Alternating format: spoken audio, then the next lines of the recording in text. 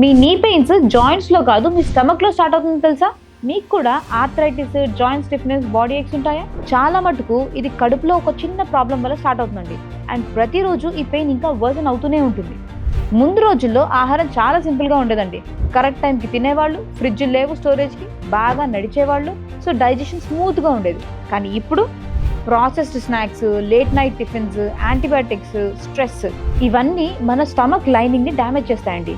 ఈ stomach lining damage అయినప్పుడు ఆ ప్రొటెక్షన్ తగ్గిపోయి ఆ టాక్సిన్స్ అనేవి బ్లడ్ సర్క్యులేషన్లోకి వెళ్ళిపోతాయి. ఈ లీక్ అయిన టాక్సిన్స్ని బాడీ ఇమ్యూన్ సిస్టమ్ ఫైట్ చేయడానికి ట్రై చేస్తుంటుంది. కానీ ఈ ప్రాసెస్లో ఈ ఇన్ఫ్లమేటరీ సెల్స్ జాయింట్స్ మీద, మజిల్ లేయర్స్ మీద కూర్చుండిపోయి వీటిని కూడా అటాక్ చేయడం, అంటే మన ఓన్ బాడీ సిస్టమ్ని అటాక్ చేయడం మొదలు పెడుతుంది. దీన్నే మనం వాతం అంటాం. అండ్ ఈ ప్రాసెస్ని లీకీ గట్ ఇండ్యూస్డ్ ఇన్ఫ్లమేషన్ అని పిలుస్తారు. This explains non hereditary reason of autoimmune disorder.